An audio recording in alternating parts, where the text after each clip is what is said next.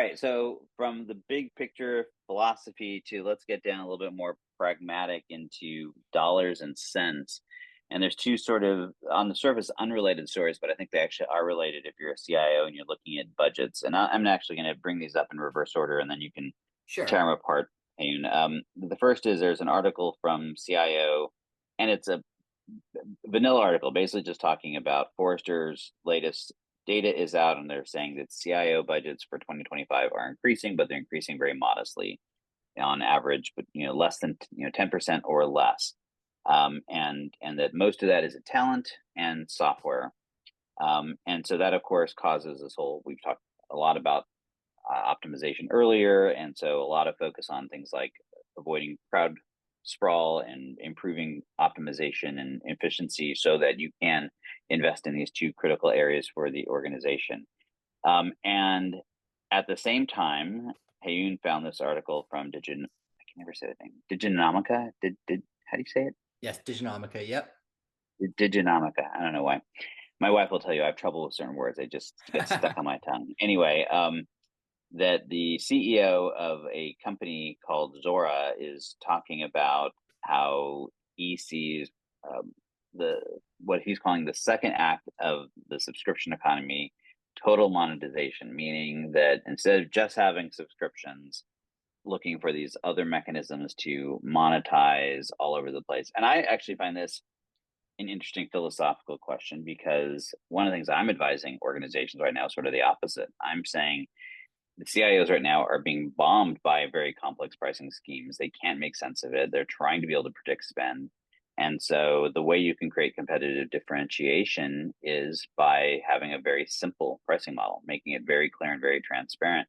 And I'm not sure how he says his name, but the CEO of this company seems to be saying the opposite, like the complete opposite.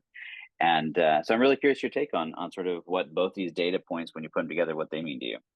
Yeah. So I have some mixed views. Starting with the IT spend, I find it a little hard to fully analyze this because I'm a survey nerd, and one of the things they did is they asked basically, is your IT spend going up 1 to 5%? Is it going up 6 to 10%? I wish those numbers had been a bit more granular, because I feel like most companies that you run into are going to say somewhere between 1 and 10%. And if you had sliced it up a little bit more, I feel like the data could have been a little bit better. But my that aside, I think the general trend is right, that people are trying to figure out how to spend a little bit more on IT, despite the the general uncertainty that seems to always be around this economy, whether deserved or not. There has been kind of this hesitance to spend money because you're not quite sure what's next. So IT spend is actually behind economic growth as a whole, but it is still growing. AI is obviously helping with that. And I think that's going to continue to be the case as we work on being more digital as companies. That digital trend is not going away. I think AI is helping to talk about how we can be more digital, but honestly, there's still a lot of work left in even just moving away from paper and creating processes that get rid of unnecessary signatures and unnecessary oversight.